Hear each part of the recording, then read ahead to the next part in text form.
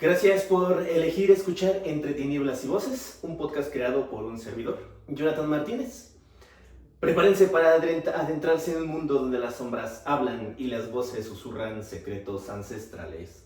¿Están listos para enfrentarse a lo inimaginable? Entonces acompáñame mientras nos adentramos entre tinieblas y voces. Ya es lunes. Vamos a estrenar ahora los nuevos episodios todos los lunes. A ver qué tal nos va. Espero que sean de tu agrado, que los disfrutes mucho. Mientras haces tus labores del hogar, mientras estudias, mientras vas camino a tu destino, ya sea tu trabajo, escuela o a donde quiera que vayas. Si vas de regreso a tu casa, que llegues con bien. En el episodio de hoy, los 7 príncipes del infierno. ¿Te atreves a invocarlos? ¿Te atreves a conocer sus nombres y te atreves a conocer qué representa cada uno? Bueno, en el episodio de hoy lo veremos, así que no te despegues. En lo más profundo de las leyendas oscuras, donde la historia se entrelaza con lo oculto, existe un reino desconocido para la mayoría de los mortales. Un reino gobernado no por uno, sino por 7. 7 figuras poderosas, temidas y veneradas. A lo largo de los siglos los llaman los príncipes del infierno. Cada uno de ellos representa una de las fuerzas más oscuras que habitan en el corazón humano: la lujuria, la ira, la envidia, la codicia, etc. ¿Pero quiénes son? ¿De dónde vienen? Y lo más importante, ¿qué papel juegan en las sombras de nuestra propia existencia? Hoy nos adentramos junto a este enigmático mundo para descubrir los secretos que se esconden detrás de estos seres ancestrales. Prepárate, porque lo que estás a punto de escuchar podría cambiar la forma en que ves el mal para siempre.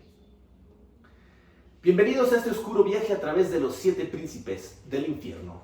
Estas figuras, en su mayoría derivadas de la tradición cristiana medieval, representan no solo el mal, sino que encarnan los 7 pecados capitales que han atormentado a la humanidad durante siglos: orgullo, avaricia, lujuria, envidia, gula, ira y pereza. Estos 7 demonios no solo gobiernan las profundidades del infierno, sino que también influyen en el comportamiento humano, tentando a las almas, a caer en el pecado. Muy bien, comencemos con el primero. Antes que nada, quiero decir que efectivamente vamos a mencionar los nombres de cada uno de los demonios. Así que si tú eres susceptible, te recomiendo que bajes un poquito el volumen cuando escuches los nombres. ¿Va? Esto porque hay algunas personas que sí son un poco más susceptibles a las energías. ¿Sale? Con todo respeto.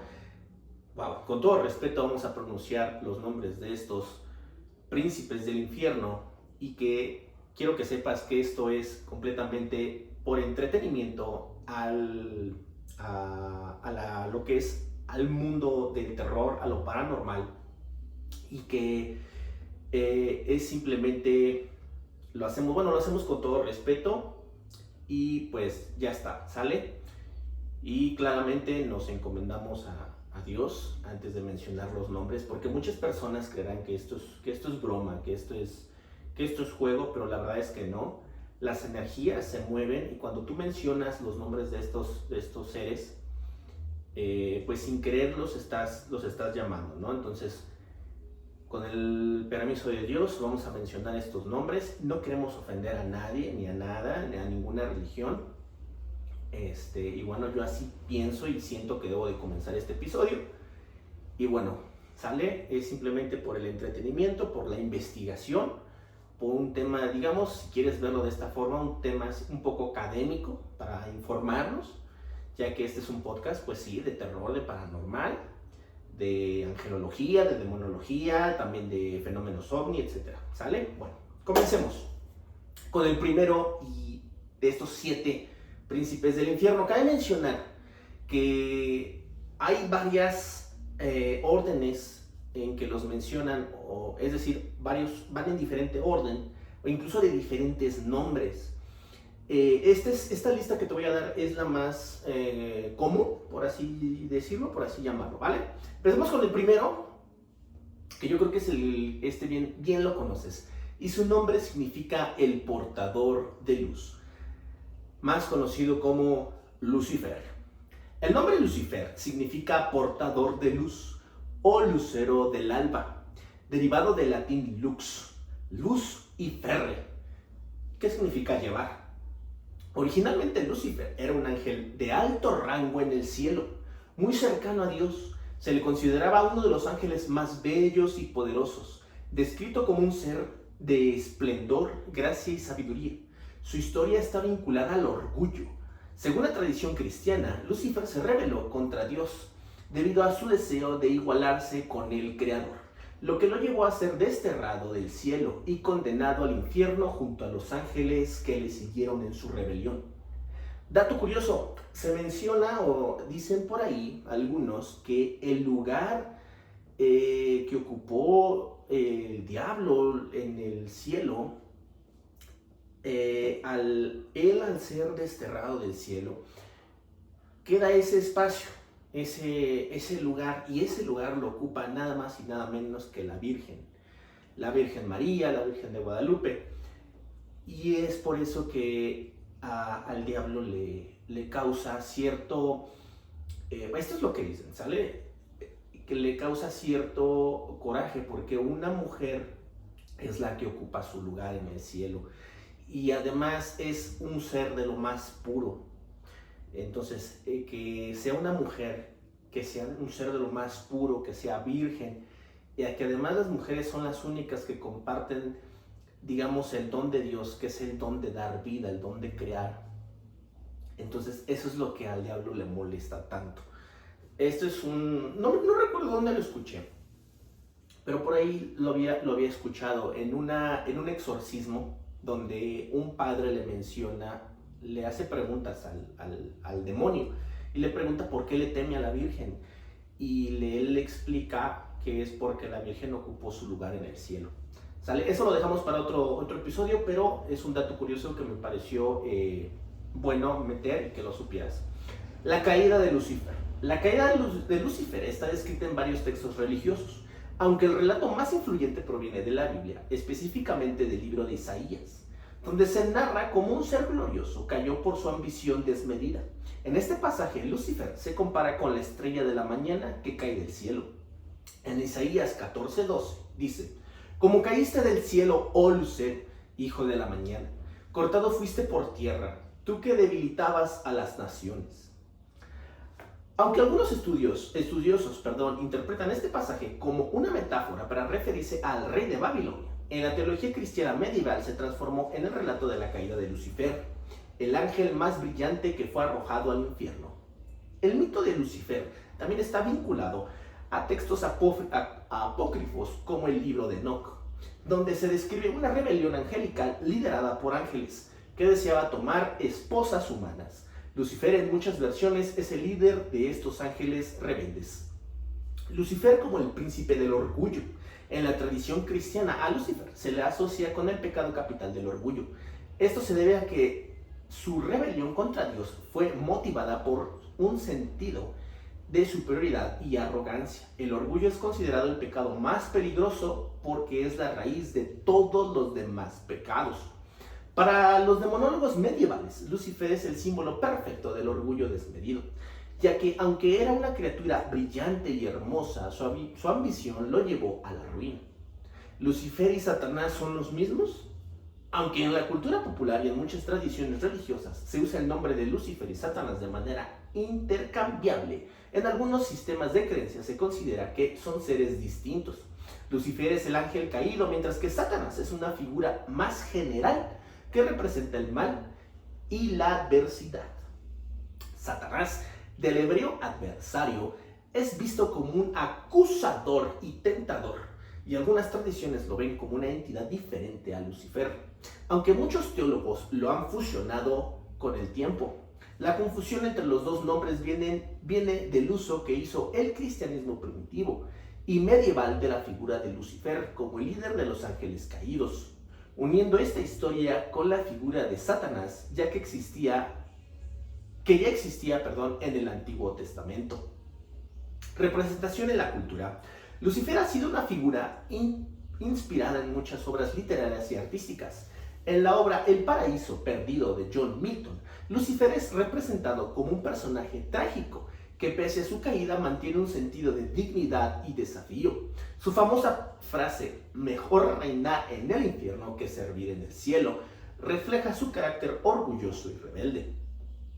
En el arte renacentista y barroco, Lucifer suele ser representado como un ser hermoso que se transforma en una criatura monstruosa después de su caída. En algunas versiones conserva su apariencia angelical, pero en otras adopta la forma de un ser cornudo, con alas de murciélago y una expresión de maldad. El Lucifer moderno.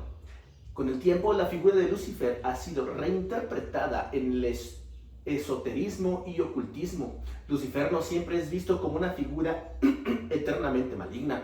Algunos grupos lo ven como un símbolo de conocimiento, independencia y rebelión contra la opresión. Este punto de vista proviene de la idea de que Lucifer trajo la luz del conocimiento a la humanidad, desafiando a un Dios que quería mantener a la humanidad en la ignorancia. En la literatura esotérica, especialmente en el siglo XIX, con movimientos en el luciferianismo, se promueve la idea de que Lucifer representa el espíritu libre, de libre voluntad y la iluminación. Esta visión alternativa lo ve como el mal encarnado, esta visión alternativa lo ve no como el mal encarnado, sino como un liberador. Lucifer en la demonología, en la jerarquía infernal. Lucifer es a menudo considerado el gobernante supremo del infierno, aunque en algunas tradiciones se menciona que comparte su poder con otros príncipes, como Belcebú o Satanás. Comanda legiones de demonios y es el responsable de tentar a los humanos a través del orgullo, haciéndoles creer que pueden ser iguales a Dios o que no necesitan su gracia. Pasemos con el siguiente príncipe y se llama Mamón, que es el demonio de la avaricia. El nombre Mamón tiene sus raíces en la palabra aramea mamona, que significa riqueza o dinero. Perdón si no hago ciertas pronunciaciones como deberían de ser, la verdad es que hay como unos acentos por ahí que no sé pronunciar, y digo acentos por mencionarlo, la verdad es que está un poco extraño. Bueno, ¿qué significa riqueza o dinero? En la tradición cristiana, Mamón no es solo una personificación de la riqueza material, sino también del deseo excesivo por las posesiones y el poder que éstas traen. Representa el pecado capital de la avaricia, que es el deseo desmedido de poseer bienes materiales más allá de lo necesario o merecido. Mamón es una figura que encarna la tentación de idolatrar las riquezas y los placeres materiales, desviando la atención de lo espiritual y lo moral. La Biblia menciona a Mamón como una fuerza que compite con la devoción a Dios en el Nuevo Testamento. Jesús advierte en Mateo 6:24: nadie puede servir a dos señores, porque aborrecerá a uno y amará al otro, o estimará a uno y menospreciará al otro. No podéis servir a Dios y a Mamón. Este pasaje ha sido interpretado a lo largo de los siglos como una advertencia sobre los peligros de la riqueza material, que puede volverse una especie de Dios falso si se adora por encima de todo lo demás. Mamón y la avaricia. El pecado de la avaricia que representa Mamón no es solo el deseo de tener más, sino también el apego enfermizo a las riquezas y la falta de generosidad. En la tradición cristiana, la avaricia es uno de los pecados más graves, porque pone lo material por encima de lo espiritual y desvía a las personas del camino del bien. Mamón es visto como el demonio que susurra en los oídos de los humanos, incitándolos a acumular riquezas, a desear poder y estatus y a caer en la trampa de la codicia. En su reino infernal se Imagina gobernando a las almas de aquellos que pasaron su vida obsesionados con el dinero, el lujo y los bienes materiales. La representación de Mamón. En el arte y la literatura, Mamón ha sido representado de diversas maneras, pero siempre como un símbolo del exceso y corrupción material. A menudo se le imagina como un demonio corpulento, rodeado de tesoros, monedas de oro, joyas y símbolos de riqueza.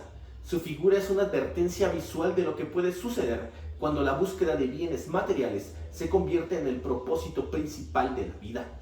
En algunas tradiciones se le describe como un ser avaro y mezquino, siempre contando su oro y despreciando cualquier cosa que no tenga valor económico. Otras veces se le muestra como un seductor que atrae a las personas con promesas de riqueza y éxito, solo para atraparlas en un ciclo interminable de codicia y deseo insaciable.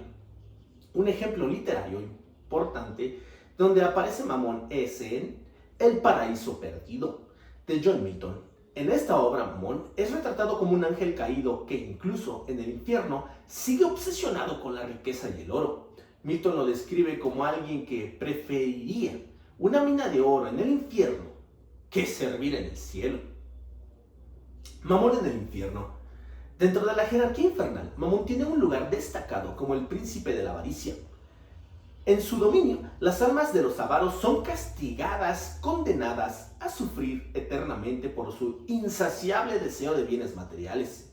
El infierno de Mamón no es solo un lugar de tormento físico, sino también un reflejo de la tortura psicológica que conlleva nunca sentirse satisfecho, siempre anhelando más sin poder obtenerlo. En varias tradiciones se le representa como uno de los tentadores más peligrosos, porque la avaricia es un pecado que puede parecer justificado o incluso admirado en el mundo moderno. En un entorno donde el éxito material a menudo se ve como un indicador de valor y poder, Mamón encuentra terreno fértil para sembrar el pecado de la codicia. Comparaciones en otras culturas. Aunque Mamón es una figura particularmente destacada en la tradición cristiana, el concepto de un espíritu o deidad que personifica la riqueza y la codicia aparece en muchas culturas. Por ejemplo, en la mitología griega, Plutón, el dios de las riquezas subterráneas, es a veces vinculado con la idea de riqueza y poder que corrompen. En la mitología nórdica se habla de los Nibelungos, guardianes de tesoros enterrados que encarnan una relación destructiva con las riquezas. Estos paralelismos muestran cómo la riqueza, cuando se convierte en un fin en sí mismo, ha sido vista históricamente como algo peligroso que puede corromper el alma y alejar a las personas de sus valores más profundos. El papel de Mamón en la actualidad. Hoy en día la figura de Mamón puede verse reflejada en nuestra cultura global como consumo, en nuestra cultura global de consumo, donde el deseo por la acumulación de riquezas y bienes materiales sigue siendo un tema relevante. Los excesos del capitalismo y la cultura del consumismo son ejemplos de cómo la búsqueda desmedida de riquezas y poder puede volverse una fuerza destructiva, tanto a nivel personal como social. Mamón se convierte entonces en una representación atemporal de los peligros del materialismo desmedido, a pesar de que ya no se le perciba como un demonio literal en muchas culturas modernas. Su influencia sigue siendo visible en las tentaciones y en las trampas que el dinero y la codicia pueden crear en la vida de las personas. Pasemos con el siguiente, el demonio de la lujuria, Asmodeo. Es uno de los demonios más conocidos en la demonología y está profundamente relacionado con el pecado de lujuria. Su nombre puede tener raíces en el avéstico, lengua antigua del zoroastrismo, donde Aeshma Daeva significa demonio de la ira, aunque en la tradición judío-cristiana Asmodeo evolucionó hasta ser considerado el príncipe de la lujuria y la tentación. Es una palabra que no sé si puedo decir, pero es la tentación de delicioso, ya sabes, ¿no? Eso. Ok, es que no sé, o sea, está bien curioso, ¿no? Porque puedes decir los nombres de estos príncipes, pero si tocas un tema así, una palabra que a YouTube no le guste, pues, bam, ¿no? Vaya dato ahí curioso. Bueno, Asmodeo aparece en varias tradiciones, incluyendo la literatura hebrea y los textos apócrifos. En el libro de Tobías, un texto de la Biblia hebrea, Asmodeo es el demonio responsable de matar a los maridos de Sara antes de su matrimonio, guiado por un intenso deseo hacia ella. Solo es derrotado cuando Tobías, guiado por el arcángel Rafael, realiza un ritual que expulsa a Asmodeo. En representación del pecado de la lujuria, en la tradición cristiana medieval, a Asmodeo se le asocia con el pecado capital de la lujuria, que es el deseo incontrolado y desmedido de placeres carnales. La lujuria como pecado no se refiere simplemente al deseo del delicioso, sino a las obsesiones con los placeres corporales que desvían la atención de los deberes espirituales y morales. Asmodeo es el tentador que incita a los humanos a dejarse llevar por sus deseos más básicos y a perder el control sobre sus pasiones. La lujuria, en este sentido, es vista como un pecado que distorsiona las relaciones, lleva a comportamientos destructivos y desvía a las personas de una vida piadosa. Apariencia y representación. En las representaciones artísticas y literarias, aparece como un demonio grotesco y poderoso. Se le ha escrito con varias características monstruosas, como 3 cabezas, una de toro, otra de carnero y una última humana, a veces con rasgos demoníacos, patas de gallo o piernas torcidas, lo que simboliza su naturaleza corrupta. A menudo aparece montado en un dragón o bestia infernal. Estas descripciones enfatizan su conexión con el pecado de la carne, el caos y la perversión de lo natural. En la clavícula de Salomón, un grimorio de magia medieval, se dice que este demonio es uno de los demonios más difíciles de controlar. Salomón, el rey bíblico conocido por su sabiduría, lo capturó y lo obligó a ayudarle en la construcción del templo de Jerusalén. Este relato sugiere que, aunque poderoso y astuto, puede ser controlado por alguien que posea gran conocimiento y poder. Asmodeo en la cultura popular, a lo largo de los siglos, ha aparecido en numerosas obras de ficción y cultura popular, donde siempre mantiene su papel como un símbolo de lujuria y tentación. Un ejemplo notable es en la literatura española, donde aparece en la obra El Diablo Cojuelo, de Luis Vélez de Guevara. En este relato, ese demonio llamado Diablo Cojuelo es un demonio travieso que revela los secretos de la gente abriendo los techos de las casas. En otras representaciones modernas, a menudo es retratado como un demonio astuto y manipulador, un maestro de la seducción que utiliza su influencia para corromper a las personas a través del deseo del delicioso y el hedonismo. Asmodeo y el infierno. En la jerarquía infernal, Asmodeo es el príncipe que gobierna sobre el dominio de la lujuria. Es el encargado de tentar a las almas humanas y de incitarlas a caer en la decadencia moral a través del placer carnal desmedido. En este contexto, su reino infernal estaría lleno de las almas de aquellos que se entregaron sin restricciones a su deseo más básico, sin pensar en las consecuencias espirituales o morales en sus acciones. El castigo de Asmodeo inflige a las almas condenadas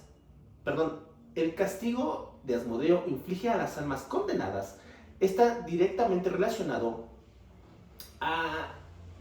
con el deseo insaciable y la insatisfacción constante. Aquellos que sucumben a la lujuria son condenados en una eternidad de deseo insatisfecho, incapaces de encontrar placer, pero siempre anhelándolo. Asmodeo en la tradición judía.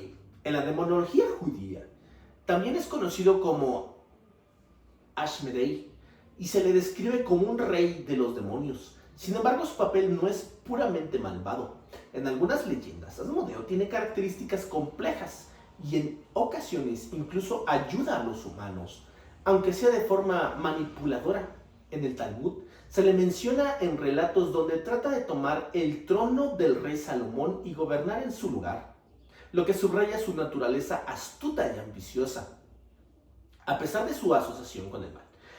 Ese demonio también es visto como un guardián de secretos ocultos, capaz de revelar cosas que otros demonios no pueden. Esto lo convierte en una figura más enigmática que muchos otros demonios en la tradición. El significado de Asmodeoi, la figura de este demonio, como muchos otros demonios, ha evolucionado con el tiempo. En la actualidad, su representación sigue siendo relevante como símbolo de la tentación del delicioso, casi lo digo, y los peligros de dejarse llevar por los deseos carnales sin control.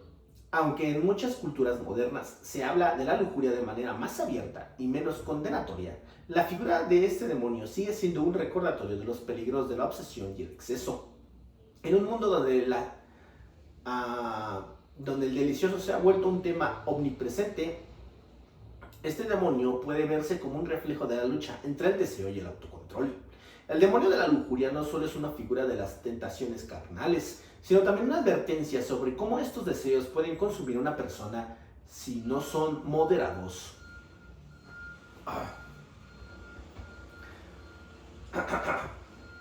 Necesito agua, pero no le metí agua. Bueno, perdón por la garganta. Pasemos con el siguiente. ¿Quién es el demonio de la envidia? Más conocido como el poderoso Leviatán.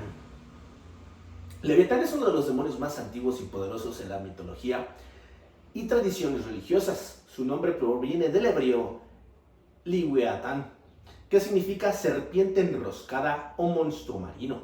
En la Biblia, Leviatán aparece en el libro de Job y en los Salmos, donde es descrito como un gigantesco monstruo marino, símbolo del caos primordial y la destrucción. A lo largo de los siglos, Leviatán ha sido interpretado de diferentes formas, desde una criatura real en la antigüedad hasta una manifestación del mal y del caos en la tradición cristiana. En la demonología cristiana medieval, este demonio se transformó en el príncipe demoníaco que encarna el pecado de la envidia. Uno de los más corrosivos, porque no solo desea lo que los demás poseen, sino que se siente profundamente resentido por ello. Leviatán y la envidia. El pecado de la envidia se caracteriza por un profundo resentimiento hacia los demás, especialmente por sus éxitos, bienes o atributos, mientras que la codicia es el deseo de tener más. La envidia se distingue porque implica odio hacia aquellos que poseen lo que uno desea. Este demonio, como príncipe de la envidia, representa ese odio y resentimiento que corrompe y destruye desde dentro. La envidia es vista en la tradición cristiana como un pecado particularmente peligroso, porque a diferencia de otros pecados, está basado en el rechazo hacia los demás. Este pecado genera división, rencor y una insatisfacción constante, lo que puede llevar a la persona envidiosa a cometer actos atroces. Este demonio, en su forma demoníaca, no solo personifica la envidia, sino también la naturaleza destructiva del pecado. Donde él gobierna, las almas condenadas son torturadas por su incapacidad de soportar el éxito o la felicidad de otros, sumidas en un sufrimiento interminable de resentimiento y deseos insatisfechos. La representación de Leviatán. En términos de iconografía, Leviatán es comúnmente representado como un enorme monstruo marino o una serpiente gigantesca, simbolizando el caos y la destrucción. En algunas tradiciones, es descrito como un dragón que habita en las profundidades del océano, devorando todo a su paso. En el arte cristiano medieval, a menudo es mostrado como la boca del infierno, una gigantesca bestia marina cuya boca abierta representa la entrada al inframundo. Ay, güey, perdón. Es que no me metí nada de beber. Este simbolismo analiza la idea de que Leviatán no solo consume a los que caen en el pecado, en el pecado de la envidia, sino que es el portal hacia un sufrimiento eterno. En el libro de Job 41, 1 al 34, se describe a Leviatán con detalle. Nadie es tan feroz que ose despertarlo. ¿Quién podrá hacerle frente? Su aliento enciende carbones y una llama sale de su boca. Este lenguaje bíblico lo retrata como una criatura temible o invencible, lo que se adapta perfectamente a su papel como un demonio que corroe a los envidiosos desde dentro, sin posibilidad de consuelo. Leviatán y el caos primordial. Ese demonio es también un símbolo del caos. Antes de ser asociado con la envidia, era una de las encarnaciones del desorden primordial en la tradición judío-cananea. Como demonio, se convierte en una representación del desorden moral que genera la envidia. Destruye el alma, lleva a la discordia y siembra la insatisfacción, al igual que las aguas turbulentas que representaba en los mitos antiguos. Este demonio trae desorden, caos y causa la vida de aquellos que sucumben al pecado de la envidia. La idea es que el envidioso, al igual que las aguas caóticas, nunca está en paz. Siempre está en movimiento, siempre agitado por los deseos de lo que otros tienen. Leviatán de la teología medieval. En los textos de la teología cristiana medieval, este demonio fue interpretado como una de las grandes figuras del infierno, parte de la tríada infernal junto con Lucifer y Belcebú. Mientras que Lucifer encarnaba el orgullo, Belcebú la gula, Leviatán representaba la envidia, una fuerza que destruye desde dentro, creando división y rivalidad entre los humanos. La envidia es un pecado que también se relaciona con la caída de los ángeles. Según algunas interpretaciones, Satanás y los otros ángeles caídos envidiaban el poder y la posición de Dios, lo que los llevó a rebelarse. Leviatán, como uno de los demonios principales, también es parte de esta rebelión, alimentado por el odio y el resentimiento. Leviatán en la cultura popular ha sido una figura que ha trascendido más allá de la teología y la demonología, apareciendo en numerosos contextos culturales, en la literatura, las artes visuales e incluso en el cine. Este demonio sigue siendo representado como una criatura colosal, generalmente asociado con el agua y el caos. Un ejemplo famoso de su influencia es el uso del término Leviatán por Thomas Hobbes en su obra política del siglo XVII, aunque Hobbes no lo usa en un contexto demonológico. Se refiere a Leviatán como una metáfora del Estado, una fuerza gigantesca y poderosa que puede mantener el orden en el caos. A pesar de que Hobbes no conecta directamente su Leviatán con el pecado de la envidia, su uso del monstruo para describir el poder desmedido de un gobierno autoritario sugiere una sombra del temor a lo incontrolable. Leviatán en el infierno. En el infierno, este demonio se encuentra entre los príncipes más poderosos. Su reino se relaciona con la tortura de las almas que han caído por la envidia. Una condena eterna, donde son incapaces de satisfacer sus deseos, condenados condenados a sufrir el éxito ajeno por la eternidad. La presencia de este demonio en el infierno simboliza cómo el pecado de la envidia devora a las almas desde dentro, tal como el monstruo marino devora a sus presas.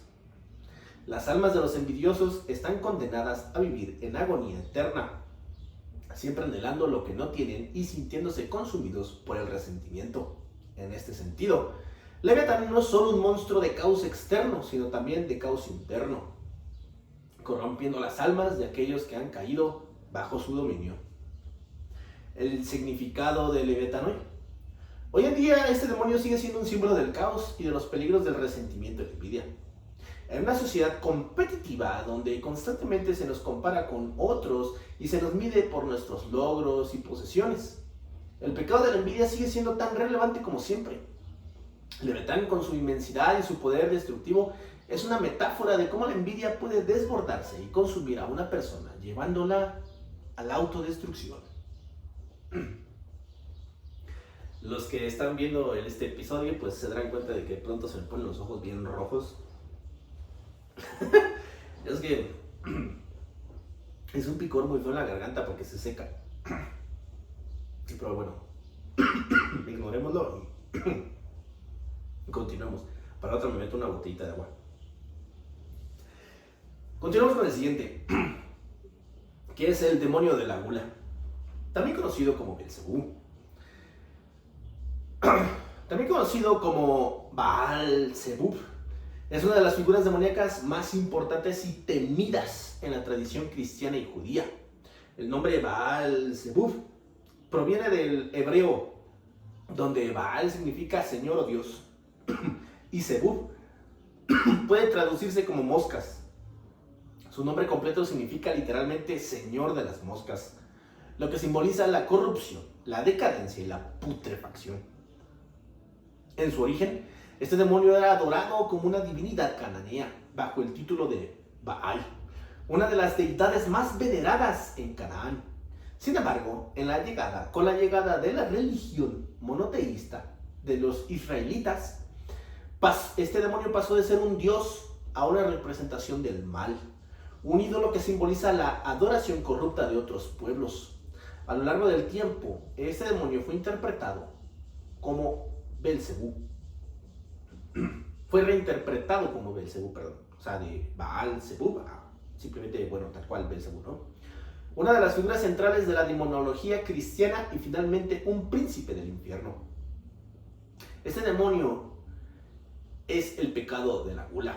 En la demonología cristiana medieval está directamente relacionado con el pecado capital de la gula, que no solo refiere al exceso de comer y beber, sino también a cualquier comportamiento que implique un deseo desmedido de consumo y satisfacción material. La gula es vista como la búsqueda descontrolada de los placeres físicos, sin ningún tipo de moderación o límite. Este demonio representa ese anhelo desmesurado por satisfacer los deseos corporales de una manera que no solo degrada el cuerpo, sino también el alma. La gula lleva a la autodestrucción, porque a medida que la persona se entrega a los excesos, pierde su sentido de propósito y dirección, quedando atrapada en un ciclo interminable de deseo y satisfacción temporal. Representación y apariencia. En el arte y la literatura, este demonio es a menudo retratado como un demonio gigantesco y repulsivo. A veces aparece con rasgos de moscas o insectos, lo que hace alusión a su antiguo título Señor de las Moscas. En otras representaciones aparece con aspecto de gran señor demoníaco, con alas de murciélago y coronas infernales, gobernando sobre los espíritus inferiores en el infierno. En su rol como el príncipe de la gula, se dice que este demonio preside banquetes infernales donde las almas condenadas se ven obligadas a comer y beber sin fin, sin jamás sentirse satisfechas. Este tormento simboliza cómo el deseo excesivo nunca lleva a la verdadera satisfacción, sino a una eternidad de insatisfacción y necesidad insaciable. El poder y la influencia de este demonio. A lo largo de los siglos, este demonio ha sido considerado uno de los demonios más poderosos y peligrosos. Según algunas tradiciones, es el lugarteniente de Satanás, o incluso una de las encarnaciones de Lucifer. Se le atribuyen poderes de manipulación y engaño, ya que es capaz de tentar a las personas no solo a través de la gula, sino también corrompiendo su voluntad y llevándolas a la idolatría. En la Edad Media, este demonio fue acusado de ser responsable de las posesiones demoníacas, y se creía que tenía la capacidad de controlar vastas legiones de demonios durante los juicios de brujas en Europa.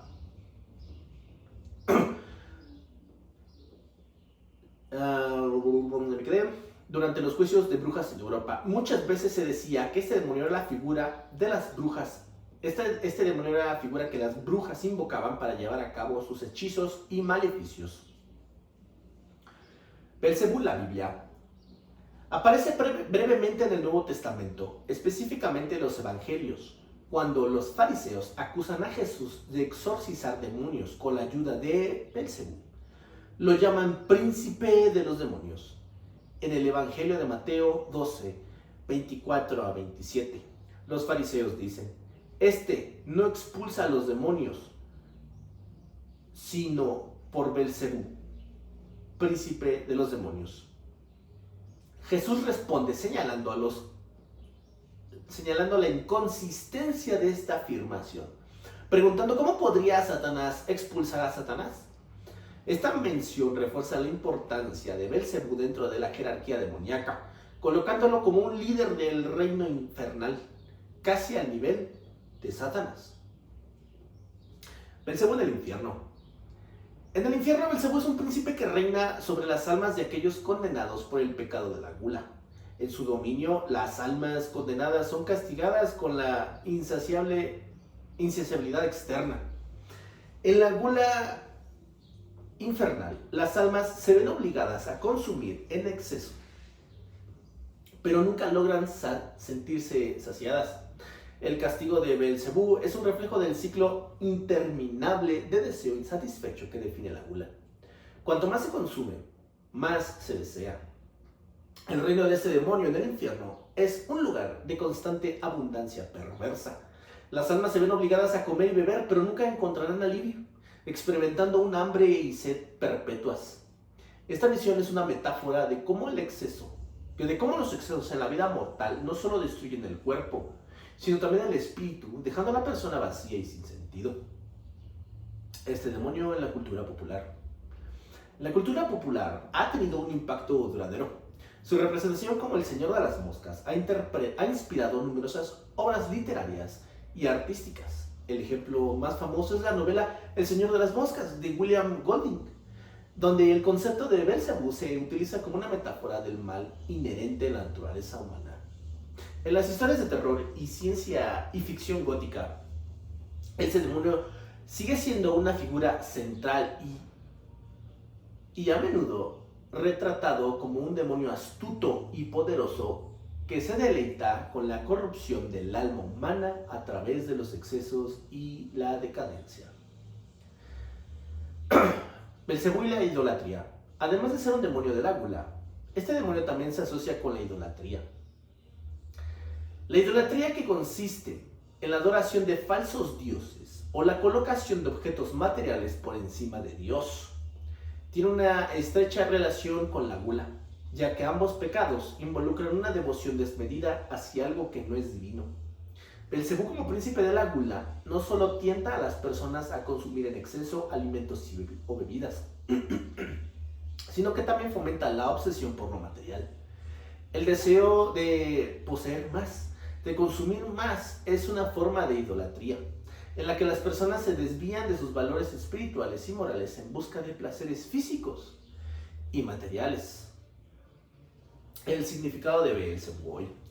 Hoy en día el simbolismo de este demonio sigue siendo relevante, especialmente en una era de consumismo desenfrenado. La gula ya no se refiere solo al exceso en la comida o la bebida, sino a la búsqueda desmedida de placer en todas sus formas.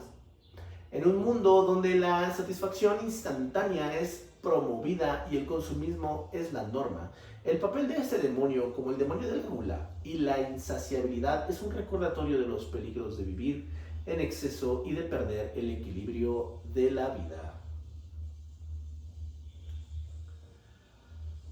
Vamos con el príncipe de la ira, Satanás. Este nombre proviene del hebreo Satán, que significa adversario u oponente. En la demonología, este demonio es considerado el líder de todos los demonios y una de las figuras más prominentes que representan el mal y la corrupción. Aunque ya hemos discutido a este demonio en el contexto de la tentación y el engaño, su representación en el pecado de la ira ofrece otra dimensión a su carácter.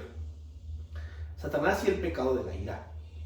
La ira es un pecado que se manifiesta como una fuerte emoción de descontento o enojo, a menudo dirigido hacia los demás.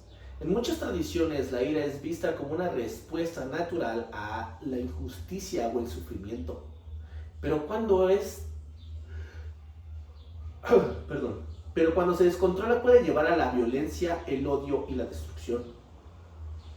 Es a menudo considerado el instigador de esta ira descontrolada, alentando a las personas a actuar de manera violenta o destructiva en respuesta a la provocación.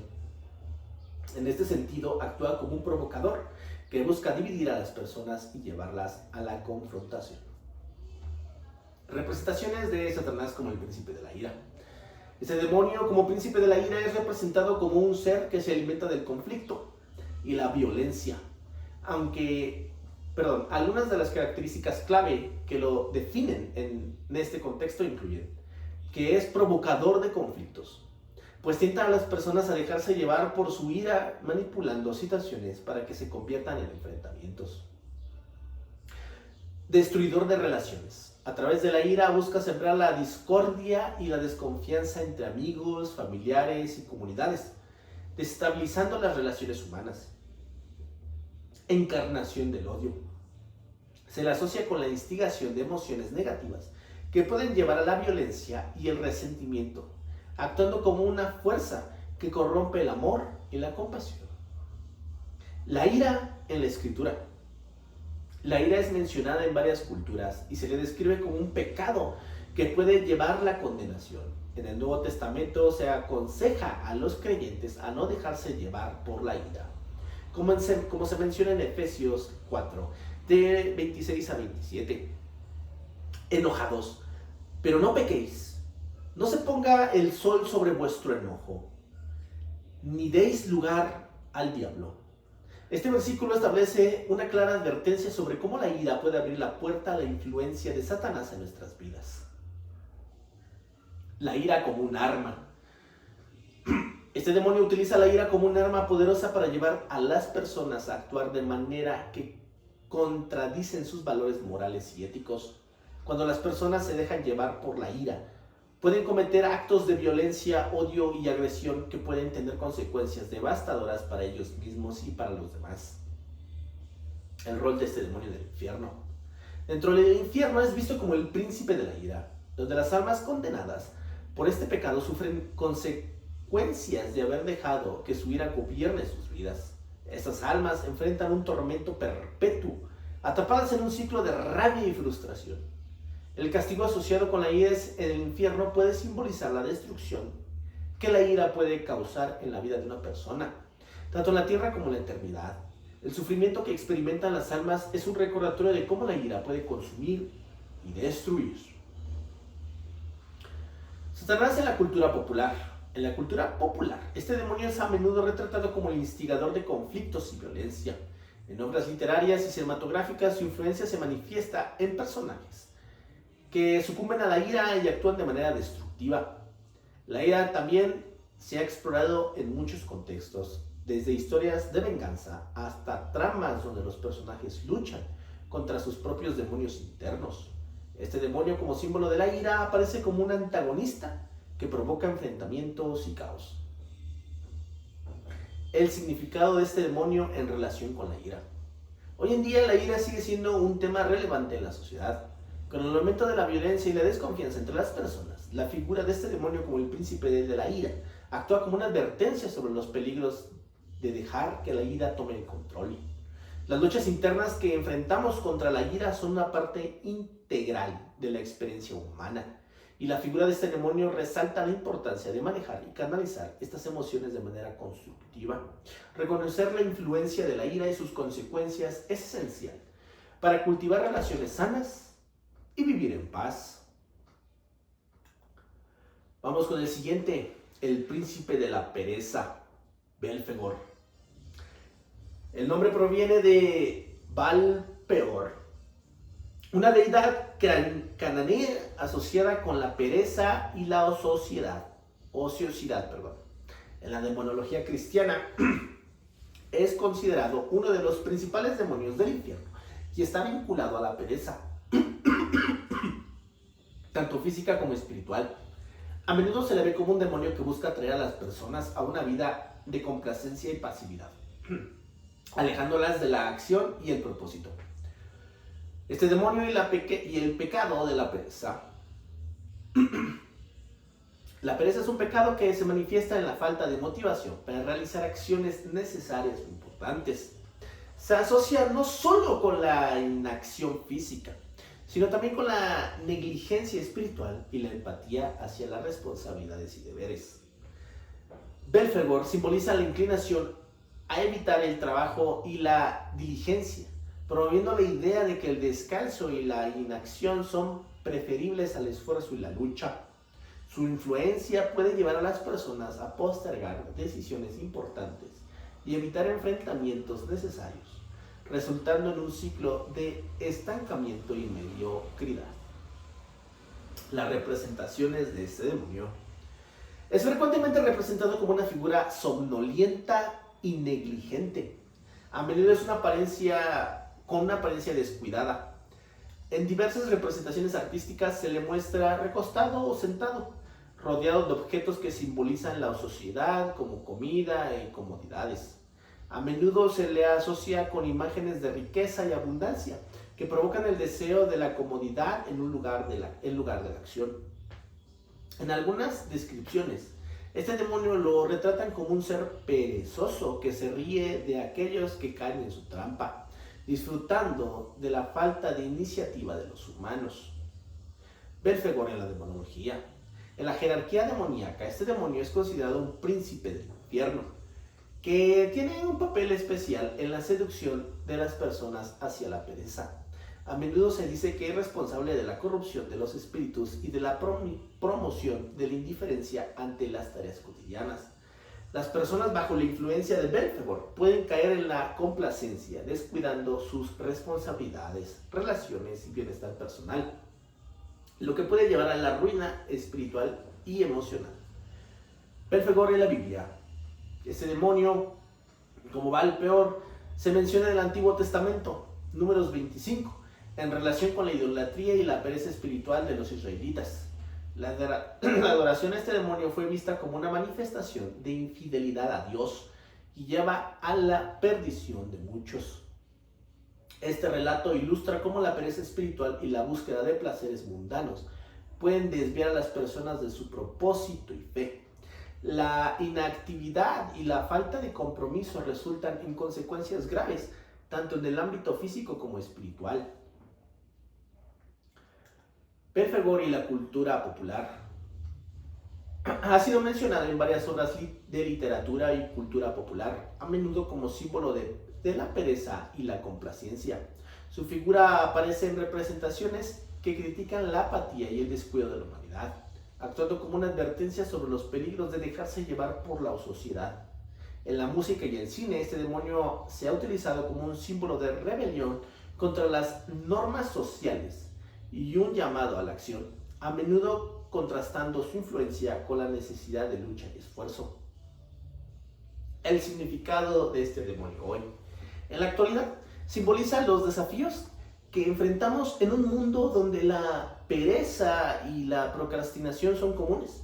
Con el aumento de distracciones en la vida moderna, como las redes sociales y el entretenimiento constante.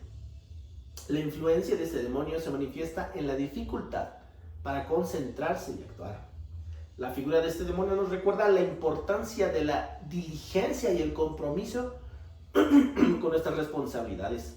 La lucha contra la pereza es esencial para alcanzar nuestras metas y vivir una vida significativa.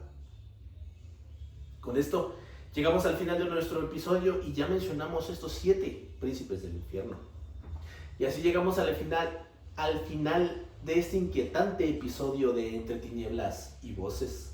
Hemos explorado los oscuros laberintos de los 7 príncipes del infierno, figuras que no solo representan el mal, sino que también revelan nuestras propias sombras. Cada uno de ellos un eco de nuestros temores, deseos y a veces de nuestras peores decisiones. Ahora que las luces se apagan y la calma parece regresar, les dejo con una inquietante pregunta. ¿Qué tan lejos estás dispuesto? Repito, ¿qué tan lejos están dispuestos a llegar para satisfacer sus propios deseos? Recuerden que en el fondo de cada sombra hay una voz susurrando secretos. Y cada uno de nosotros puede ser un príncipe de su propio infierno. Gracias por acompañarnos en Entre Tinieblas y Voces. No olviden sintonizar nuestro próximo episodio, donde desentrañaremos más misterios que acechan entre tinieblas. Hasta entonces, mantengan sus corazones abiertos y sus mentes alerta, porque lo desconocido siempre está al acecho. Esto fue Entre Tinieblas y Voces. Yo te veo el siguiente lunes. Espero que te haya gustado este episodio. Como te darás cuenta, estamos en un nuevo lugar grabando. Este lugar no es mío, es prestado. Quiero aclararlo. Debí aclararlo al principio del video. La verdad se me pasó. Pero antes de que te vayas, déjame mencionarte un par de cosas. La primera es que te invito a que me sigas en todas las redes sociales. Búscame como Entre Tinieblas y Voces. O ETV, @ETV John o John ETV, algo así. Bueno, tú pones Entre Tinieblas y Voces. La verdad es que el proyecto es muy nuevo y me gustaría mucho contar con tu apoyo. Me gustaría de verdad mucho contar con tu apoyo. Que compartas el podcast, que compartas los reels que de pronto vamos a estar subiendo, los cortos, los shorts. Que los compartas, que le des tu pulgar arriba, que me dejes tus comentarios también. Fíjate, eso ayuda mucho, porque ayuda a posicionar el video.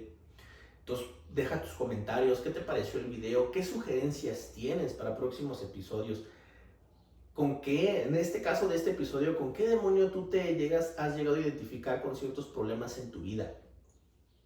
Recuerda que este es un podcast de terror y de sobrenatural. ¿Te imaginas que este dolor en la garganta o este picazón, esta resequedad en la garganta sea porque estuve mencionando el nombre de estos demonios? Y sea como una forma de decir, hey, cállate, no los menciones, o no, estaría curioso, ¿no?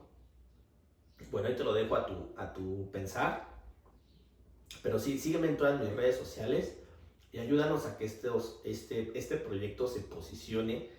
Recuerda que estamos en Spotify, en Apple Podcast, en Amazon Music, obviamente como podcast. Estamos en YouTube, también como un video tal cual, normal, pero también como podcast. Entonces, estamos también en Facebook, estamos en Instagram, tenemos Twitter, tenemos TikTok. Siempre búscanos así como Entre Tinieblas y Voces. Por ahí de pronto alguna red social cambiará de nombre, no sé, como por ejemplo en vez de Entre Tinieblas y Voces sería John ETV. ETV es Entre Tinieblas y Voces. O sea, la verdad es que de pronto llegase a variar, pero bueno, tú nada más búscame como Entre Tinieblas y Voces en todas las redes sociales, en todas las aplicaciones de podcast. Compártelo, pon un pulgar arriba, comenta. Incluso si no te gustó y dices, la verdad, mira, debes mejorar en esto, aquello, coméntalo también. Todo ayuda, créeme que todo ayuda. ¿Qué más? Bueno, esa es una. La otra es que quiero agradecer a mis tíos, a mi tío el dentista, porque este es su consultorio, a mi tío Sergio y a mi tía Lolita, bueno, yo le digo Lolita, a mi tío Sergio, a mi tía Lolita, es que ellos lo saben, ¿no? Aquí con el permiso de mi esposa yo me metí a grabar porque ella es la que trabaja aquí con ellos. Pero si algún día ven este episodio, quiero darles el agradecimiento por estar aquí en sus instalaciones, aunque no les haya pedido permiso. Pero es que allá abajo no puedo grabar, hay mucho ruido. Ya lo intentamos, de hecho por eso dejamos de grabar un tiempo. Si se dan cuenta, el proyecto inició por mayo y se quedó detenido. Nada más subimos creo como 4 o 5 episodios, algo así, no recuerdo bien. Pero se quedó detenido y hasta apenas ahorita lo estamos retomando, entonces es por eso, este espacio es más tranquilo y es más iluminado. Entonces, bueno, sí quiero dar ese agradecimiento a mis tíos, aunque ellos no lo sepan. Sí quiero agradecerles porque pues es lo justo y es lo correcto, ¿vale? Este espacio es de ellos y quiero agradecerlo. Obviamente quiero que sepan que soy cuidadoso, estoy cuidando todo lo que, bueno, todo el espacio en general lo cuido y soy cuidadoso. Y la última, pero no menos importante, Hace unos meses, por abril más o menos, falleció el papá de un amigo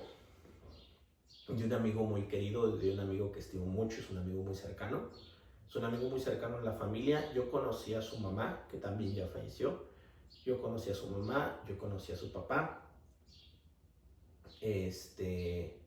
No sé si él me dé permiso de mencionar sus nombres, puesto que pues yo le comentaba que iba yo a dar un agradecimiento a sus papás, pero no sé si me dé permiso él de mencionar sus nombres, de decir quién es. Entonces simplemente lo vamos a dejar así. Es un amigo que yo estimo mucho. Miren, nada más voy a mencionar que es Raúl, ¿sale? Las personas que son conocidas en mi círculo social saben quién es. Y el motivo de este mensaje es agradecer a Raúl, porque sin la ayuda de él yo no tendría actualmente trabajo. Él me ayudó a poder recuperar mi negocio, el negocio actualmente donde estoy trabajando ahorita con mi pareja, con mi esposa. Y aparte pues ella aquí trabaja en el consultorio. Y también quiero agradecer a él porque gracias a él, a que nos echó la mano, estamos, si se dan cuenta, estamos estrenando cámara. Estamos estrenando equipo, la cámara, específicamente la cámara, para traerles una mejor calidad, porque con esto quiero que ustedes sepan que este proyecto va en serio, y que es un proyecto que quiero mucho, y es un proyecto que yo quería hacer desde, yo creo desde el 2011, por ahí así, y nunca se había podido, por una u otra razón. Entonces hasta apenas estamos dándole.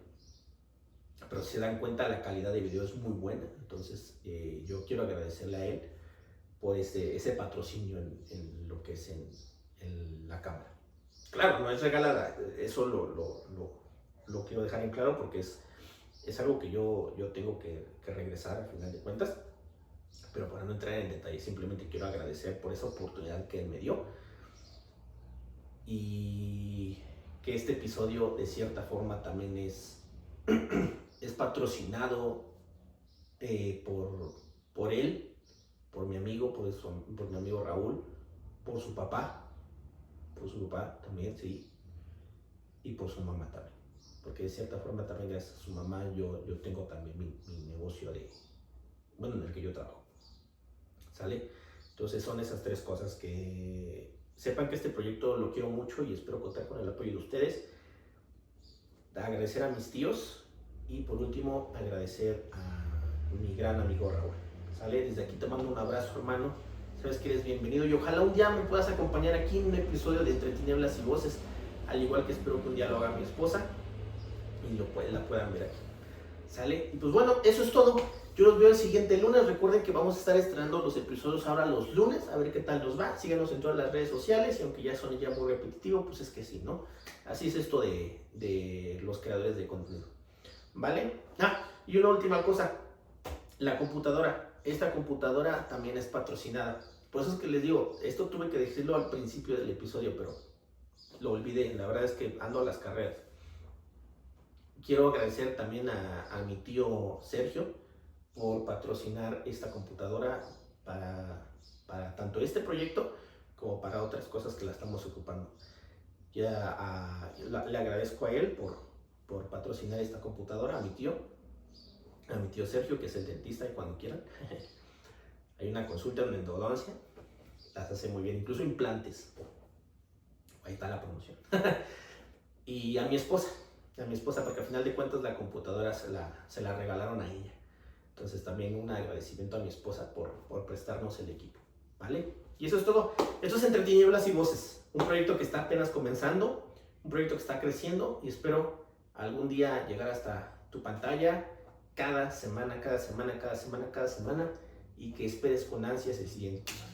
Yo me voy, no te digo adiós, sino hasta pronto. Y en el siguiente episodio, un spoiler, ya vimos los 7 príncipes del infierno el día de hoy. El siguiente episodio, si mal no recuerdo, son los 9 ángeles más poderosos del cielo. Yo te veo en el siguiente episodio. Bye bye. Necesito tomar agua. Adiós.